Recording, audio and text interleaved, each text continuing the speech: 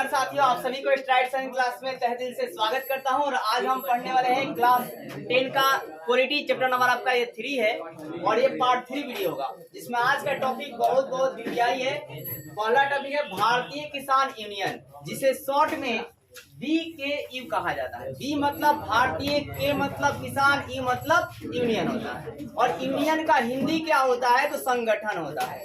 Union का हिंदी क्या था जी? संगठन होता है। तो सबसे पहला बात कि भारतीय किसान यूनियन का नाम गठन भाई साहब कब हुआ था? 1980। और इसके प्रमुख कौन थे? तो महेंद्र सिंह टिकैत। महेंद्र सिंह क्या जी? टिकैत। और इसके पहले जो हाल ही में आपका जो भारतीय किसान यूनियन का जो मतलब आंदोलन हुआ था ना जी, भारतीय किसान यूनियन में जो आंदोलन हुए थे वो भी आपके भाई साहब उसके प्रमुख कौन थे? इन्हीं के बेटे थे। और आपको इसके बेटे का, इनके बेटे का नाम क्या था? ये जवाब जो है कमेंट बॉक्स में दे रहा है कि मतलब आपका हाल ही में हुए भारतीय किसान आंदोलन के नेता या प्रमुख जो है कौन थे। तो यहाँ पर आपने क्या हो जाना, दो ऑब्जेक्टिव आपको याद रखना है कि भारतीय किसान यूनियन का गठन कब हुआ? 1980। फिर इसके प्रमुख कौन थे? महेंद्र सिंह टिकैत थे। तीसरा प्रश्न आपके लिए है कि बताइए कि हाल ही में हुए भारतीय किसान आंदोलन के नेता जो है या प्रमुख जो है कौन थे। अब भारतीय किसान यूनियन जो आंदोलन भाई साहब क्यों किए थे? आखिर इनका कुछ तो डिमांड होगा सरकार से, तो इनकी सरकार से कुछ डिमांड थी। वो डिमांड क्या थी? डिमांड आपको कई बार 2 मार्क्स से पूछे भी जाते हैं। पहला डिमांड था गेहूं, गन्ना और गेहूं की सरकारी खरीद पर मूल्यों को बढ़ाया जाए। मतलब सरकार जो गेहूं खरीदती है ना, जो गन्ना खरीदती है, उसके मूल्य में थोड़ा वृद्धि किया जाए ताकि हम किसानों को लाभ मिले।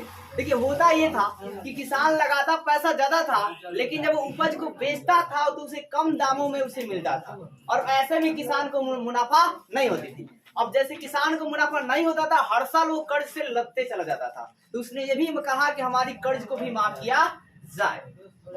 और उस तरह मतलब जिनके कर्ज को माफ नहीं किए, बहुत ज्यादा कर्ज हुआ था, तो उसमें आपका है क्या, मैक्सिमम किसानों ने आत्महत्या भी कर लिया था। तो सुनिए ध्यान से, गन्ना और गेहूं के सरकारी खरीद मूल्य का जी बढ़ाया जाए। दूसरी बात, यातायात पर पाबंदी को खत्म कर दिया जाए। देखिए कोई भी अनाज का सामग्री हो, अगर वो एक जगह से दूसरे जगह जा रहा है तो उस पर रोक टोक न लगाया जाए, उस पर टैक्स नहीं लिया जाए, ये किसानों का कहना था। आप अभी भी मतलब यूपी में अगर आप सब्जी लेकर जाएंगे, एक पिकअप पूरा भरकर रहेगा, तो आपसे मिनिमम जो है ना 500 लिए जाएंगे। और नो एंट्री में प्रवेश कर गए तो वहाँ पे 1000 रुपया भी आपसे लिया जा सकता है। ये भी हो सकता है कि दिन भर की गाड़ी को भी रोक दिया जाए। लेकिन इसी बात को देखते हुए किसानों ने आंदोलन किया, बोला कि अगर मान लीजिए हमारी गाड़ी को आप रोक देते हैं तो हमारा जो फसल, मान लीजिए ताजा फसल है, अगर आप 2 घंटा के लिए भी रोक देते हैं तो 2 घंटा में आपको मैं बता रहा हूँ कि मार्केटिंग में अगर कोई चीज 30 रुपए बिकी है सुबह के वक्त में 6 बजे, तो 10 बजे के वक्त में आपको क्या 18 रुपया 22 रुपये। मतलब मार्केटिंग इतना डाउन हो जाता है, इतना का फासला चले जाता है। और मान लीजिए अगर आपके पास 1 क्विंटल हो तो कितना घाटा लग जाएगा। तो इसलिए मतलब समय बहुत मायने रखता है ताजा सामग्री के लिए। संदीप सर थोड़ा यहाँ ध्यान दीजिए। तो देखिए यातायात की पाबंदी को क्या गया जी, खत्म कर दिया जाए। फिर किसानों को जो बिजली है, बिजली में सुधार किया जाए और बिजली हमें फ्री दिया जाए, और इस बिजली से हमें पानी की भी व्यवस्था जो है की जाए। फिर आपको है क्या, किसानों को जो कर्ज है उसे क्या कर दिया जी, माफ कर दिया। तो यहाँ से यहाँ टॉपिक में कुछ दम नहीं था भाई साहब कि भारतीय किसान यूनियन का जो गठन है 1990 होता है। इसके प्रमुख जो है महेंद्र सिंह टिकैत थे। इनकी कुछ डिमांड थी। डिमांड क्या था भाई साहब कि सबसे पहले क्या, गेहूं और गन्ना की का जी कीमत को बढ़ा दिया जाए खरीदारी पर। फिर दूसरा डिमांड था यातायात की जो पाबंदी लगी है उसे भी क्या कर दिया जाए, खत्म कर दिया जाए। फिर जो हमारा बिजली है उस बिजली को आप क्या कीजिए, थोड़ा फ्री में दीजिए। फिर जो हमारा कर्ज हो गया था उस कर्ज को क्या कीजिए जी, माफ कर दीजिए। किसानों ने ये सारी जो अपना डिमांड रखी। फिर इन्होंने लास्ट बात कहा कि हमको थोड़ा पेंशन का भी मतलब बढ़ा दीजिए, ठीक है, पेंशन योजना बना दीजिए जिससे हमें कुछ पेंशन मिले और उस पेंशन से हम बीजों का खरीदारी कर सके और मतलब आगे चल फसल को अच्छा से उपजा सके। यार ये किसान है तो आप है, किसान नहीं तो आप नहीं। अब देखिए ताड़ी विरोधी आंदोलन क्या लिखा जी, ताड़ी विरोधी आंदोलन। इसमें क्या मामला है? तो देखिए हुआ क्या साहब, सबसे पहले मतलब बात करते हैं अपने राज्य बिहार की। तो बिहार में भी हुआ क्या कि मतलब एक बार मतलब बहुत बार मतलब हुआ क्या कि लोग काम करने तो जाते थे और काम कर जब जाते थे ना तो उधर 1 पाव ले लेते थे, कोई 2 पाव भी ले लेता था। अब होता क्या था कि 200 रुपये कमाता था, 200 रुपया कमाते थे, ठीक है। अब एक पाव या 2 पाव ले लिया था, 80 रुपये में खत्म हो गया। अब बचता था 100 रुपया ही, और 100 रुपया लाकर दे देते थे, घर चल नहीं पाता था, इसलिए घर में पूरा कोलाहल होता था, समझ रहे हैं। वही अपने ही मतलब वाइफ को मारते थे, पीटते थे, अनेकों तरह से जुल्म करते थे। तो इस चीज को सहते हुए, इस चीज को देखते हुए महिलाओं ने क्या किया, आंदोलन किया, ठीक है। और ताड़ी विरोध का आंदोलन जो इतना प्रसार हुआ कि पूरा बिहार में ही शराब को नीतीश कुमार ने बैन कर दिया, लेकिन फिर भी अलीगली तरीके से बेचा जा रहा है। तो यहाँ इसी प्रकार ताड़ी विरोधी आंदोलन जो बात याद रखिएगा, ये 1993 में आंध्र प्रदेश के नेल्लोर जिला से दुबरगट्टा गांव से प्रारंभ हुआ था। मतलब आपसे पूछा जाएगा कि ताड़ी विरोध आंदोलन जो है सबसे पहले कहाँ चलाया गया, तो 1993 में। किस राज्य में चलाया गया, आंध्र प्रदेश में। किस जिला में, तो नेल्लोर जिला में। और किस गांव में, तो दुबरगट्टा गांव में। कौन गांव में जी, दुबरगट्टा गांव। तो आपको याद क्या रखना है, ताड़ी विरोधी आंदोलन जो है कब चलाया गया, 1993 में। किस जिला में चलाया गया भाई साहब, नेल्लोर जिला में। किस गांव में चलाया गया था, दुबरगट्टा गांव में चलाया गया था। फिर बात करते भाई साहब, ये आंदोलन को चलाया किसने था, तो महिलाओं ने। किसके विरोध में चलाया था, तो शराब और ताड़ी के विरोध में चलाया था। फिर भाई साहब, भाई का इनका नारा था, नारा क्या था, ताड़ी बिक्री को बंद करो। ताड़ी बिक्री कर जी बंद करो। यहाँ ताड़ी बिक्री के बंद करने का सिर्फ ताड़ी नहीं था, बल्कि शराब, मदिरा जो है, पौवा जो है, जो कुछ भी आप समझिए, वो सारा बंद करने का उद्देश्य था, ताकि वहाँ भी वैसा ही मामला देखने को मिला जैसे मैंने आपको बिहार की मामलाएं बताया। वहाँ भी मतलब लोग जो है पीटा करते थे, पढ़ने नहीं जाने देते थे, ठीक है। अपने बच्चे को घर में काम करवाते थे, अपने पीकर इधर टील रहते थे। अक्सर आज भी आप देखेंगे, आपको देखने के लिए मिलेगा कि जो कुछ लोग होते हैं कि मतलब थोड़ा बहुत कमाते हैं और पी कर टली हो जाते हैं, और पी कर टली होने के बाद आप देखेंगे उनके जो बच्चे हैं वो थोड़े बहुत कमा कर लेकर आएंगे, तो उसी से हो सकेगा तो पढ़ेंगे, नहीं तो मतलब क्या बोलते हैं, सिर्फ खाना में ही खाने में खत्म हो जाएगा। तो लोगों को इतना मेंटालिटी इसीलिए पढ़ा जाता है, ताकि इतनी मेंटालिटी आपकी बन जाए कि आप पीने के बाद भी अपने मतलब होश में रहें और अपनी फैमिली का ख्याल रखिए। कम से कम दूसरे का ख्याल ना रखिए तो अपने फैमिली का अच्छे से ख्याल रखिए। और देखिए, किसी भी मतलब क्या कहते हैं, महिला पर पावर नहीं दिखाना चाहिए, ठीक है। अगर आप महिला पर पावर दिखलाते हैं मतलब आप नाम मर्द हैं। तो यहाँ पर आगे ध्यान दीजिए, मतलब बौद्ध बनिए, ध्यान दीजिए, क्योंकि पुरुष हैं तो पुरुष से साथ होने चाहिए, महिलाओं के साथ नहीं। अब देखो साहब, नर्मदा बचाओ आंदोलन की बात करते हैं। तो नर्मदा बचाओ जो आंदोलन है, बहुत सारा आप इतिहास को पढ़ लीजिए, हर जगह आपको पढ़ने के लिए मिलेगा। और जहाँ पर महिलाओं को सपोर्ट किया गया है वो साम्राज्य बहुत ही आगे था, और उस साम्राज्य में बहुत ही अहिंसा का मतलब हिंसा जो है ना बहुत कम हो था, और वो जल्दी जल्दी आगे भी बढ़ता था, ग्रोथ करता था। आज केरल को आप राज्य को देख लीजिए, हर एक आंदोलन बहुत आसानी से होता है और सफल भी हो जाता है। किसी की सरकार बनानी हो तो उसमें बहुत सारा मतलब क्या होते हैं, आंदोलन पर चलते, उसके बाद किसी की सरकार बन पाती है। अब देखिए, नर्मदा बचाओ आंदोलन की बात करते हैं। सबसे पहला ऑब्जेक्टिव आता है क्लास 10th में कि नर्मदा बचाओ आंदोलन को कौन चलाए थे, तो मेघा पाटेकर। कौन चलाते थे जी, मेघा पाटेकर, मतलब इसके नेता थे, लीडर थे साहब। फिर बात करते हैं नर्मदा बचाओ, ये जो नर्मदा बचाओ आंदोलन क्यों चलाया गया, तो देखिए साहब, एक नर्मदा द्रोणी है और एक नर्मदा की सहायक नदियां है। नर्मदा की सहायक नदियों में आपका ताप्ती है और एक शेर भी नाम है नदियों की, सहायक नदियों में। और फिर एक नर्मदा खुद एक बड़ी नदी है, ठीक है। तो आपका है साहब की नर्मदा जो है ना, अगर मैं बात करूं कि इसमें सरकार ने योजना क्या बनाया कि हम नर्मदा नदी और उसके सहायक नदियों पर लार्जेस्ट बांध जो लार्जेस्ट जो डैम है वो 30 बनाएंगे। कितने बनाएंगे, सबसे बड़े बड़े जो बांध है ना 30 को बनाएंगे, ये प्रस्ताव था। फिर मीडियम साइज वाला कितने बनाएंगे, मतलब मझुला बांध कितना बनेगा, 135। और जो स्मॉल होता जो छोटा बांध हुआ है वो कितना बनाएंगे, 30 बनाने का सरकार ने प्रस्ताव रखा था। तो आप फिर से बात सुनिए, सरकार ने क्या प्रस्ताव रखा, सरकार ने यह प्रस्ताव रखा कि जो छोटे बांध है वो कितने बनेंगे, 300। जो मीडियम बांध है कितने बनेंगे, 135। और जो सबसे बड़े बांध है कितने बनेंगे, 30। अगर ये बांध बन जाते तो क्या होता, तो आपका गुजरात, महाराष्ट्र और मध्य प्रदेश के लगभग 250 गांव तबाह हो जाते, 250 का जी तबाह हो जाते। अगर ये डैम बन जाते ना, तो इन डैम से अगर थोड़ा भी कहीं पे टूटता तो पानी से पूरा बाढ़ आ जाता, और बाढ़ आ जाता तो पूरे जो 250 गांव का नाम लिखा गया है, वो पूरा 250 गांव क्या जी पानी से मतलब पूरा जलमग्न हो जाता। और जलमग्न हो जाता तो लोग को तो दिक्कत होती ही, साथ ही मवेशियों को भी दिक्कत हो जाता, फिर आपको प्रदूषण भी हो जाता, मतलब इतनी बड़ी समस्या खड़ी हो जाती। इसलिए लोगों ने क्या किया, आंदोलन किया था। तो आपको समझ में आया कि नर्मदा बचाओ आंदोलन क्यों किया गया था। भाई साहब, नर्मदा और उसके सहायक नदियों पर सरकार ने एक योजना लाया कि हम यहाँ पर क्या जी 300 छोटे बांध बनाएंगे, 135 मिडिल बांध बनाएंगे, और बड़े बांध किसने बनाएंगे जी 30 को बनाएंगे। कितने बनाएंगे जी 30 को। 300 में 0 को हटा लेंगे, 30 बच जाएगा बड़ा वाला।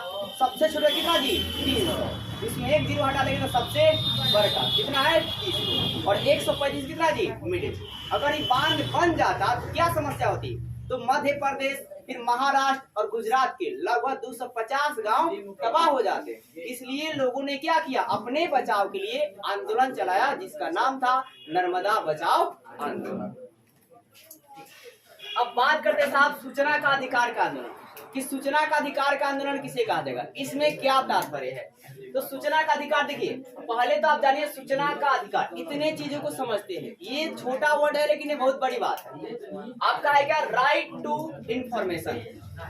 देखिए अधिकार मतलब राइट होता है, कहता जी आपका राइट क्या है, आपकी क्या अधिकार है, और टू मतलब क्या हो गया यहाँ पर, और इंफॉर्मेशन मतलब सूचना। तो आपका है क्या कि राइट, इसको शॉर्ट में ये भी कहा जाएगा आरटीआई मतलब राइट टू इंफॉर्मेशन, ठीक है। राइट टू इंफॉर्मेशन पूछा जाएगा आरटीआई आंदोलन क्या है, तो इसको हिंदी में कहा जाएगा जी सूचना का अधिकार आंदोलन, यानी कि राइट टू क्या जी इंफॉर्मेशन। अब देखिए सूचना का अधिकार की बात करते कैसे शुरू होता है। होता है साहब क्या कि 1990 में राजस्थान के भीम तहसील जिला में, भीम क्या जी तहसील जिला में जो प्रशासन होते हैं, और जैसे कि आप बिल जमा करने जाते हैं किसी भी चीज का, ठीक है, और उसके बाद आपको बिल काट कर नहीं दिया जाता है, वो इनकार कर देती है गवर्नमेंट, जो प्रशासन होते हैं मना कर देते हैं कि हम आपको बिल काट कर नहीं देंगे, कितना दिए हैं। तो इसीलिए जो मजदूर थे बोले कि अगर आप बिल काट कर हमको नहीं देंगे तो आने वाले दिन में आप ये भी कह सकते हैं कि मैंने बिल जमा ही नहीं किया। मैं अपनी बात बता रहा हूँ, जब आपको हाथ से लेकर बिल काट कर मिल रहा था ना, तो मेरे लाइट का जो गड़बड़ी हुआ है उसी समय से हुआ है। पहले होता क्या था कि हाथ से ही मतलब पर्ची बनाकर मिल रहा था, और हाथ से पर्ची बना मिला तो पता चला कि 1-2 साल बाद आपका ऐसे ही कि वो जो पर्ची बनाने वाला था वह गायब हो गया कुछ पैसा लेकर। अब वैसे में मतलब आपका पैसा सारा जमा था, प्रूफ हमारे पास था। तो फिर एक अधिकारी ने आया, बोला कि मतलब आप इतना 5000 दीजिए, आपका क्लियर कर देंगे। अब 5000 दिया भैया, सिर्फ लाइन काट मतलब जोड़कर चला गया, और इसके बाद वो ऐसे ही रह गया, वो सुधारा भी नहीं, वो भी पता चला गायब हो गया। फिर दूसरा अधिकारी, तो आपका है क्या साहब ऐसे ही होता था। इसलिए हुआ कि 1990 में राजस्थान में जो भीम तहसील जिला था, मजदूरों ने प्रशासन से वेतन भुगतान का, जो उन्होंने पैसा पे किया था ना, जैसे मान लीजिए बैंक में पैसा जमा कीजिएगा तो आपको स्लिप मिलेगा ना जी, 10,000 जमा किए, तो इसी प्रकार वेतन ये जमा किए तो स्लिप मांग रहे, तो जो प्रशासन थी वो इनकार कर दिया, जो गवर्नमेंट उसने क्या किया जी इनकार कर दिया। अब साहब इनकार कर दिया तो इन्होंने क्या किया, जो मजदूर थे इन्होंने आंदोलन किया, क्या किया जी आंदोलन किया, और इसी आंदोलन को सूचना का अधिकार आंदोलन कहा जाता है। मतलब आप किसी अधिकारी से, एकदम आसान भाषा में समझिए, आप किसी अधिकारी के पास कोई पेमेंट जमा करते हैं और उसका वो स्लिप नहीं देता है, मान लीजिए उसको स्लिप का जी नहीं देता है, तो आप उसके बदले आंदोलन करते हैं, इसी को सूचना का अधिकार का आंदोलन कहा जाएगा। अगर आप लीगली आंदोलन करते हैं और साथ ही आज के जमाने में वीडियो रिकॉर्ड करते हुए आंदोलन करते हैं तो आपकी आंदोलन जरूर सफल होगी।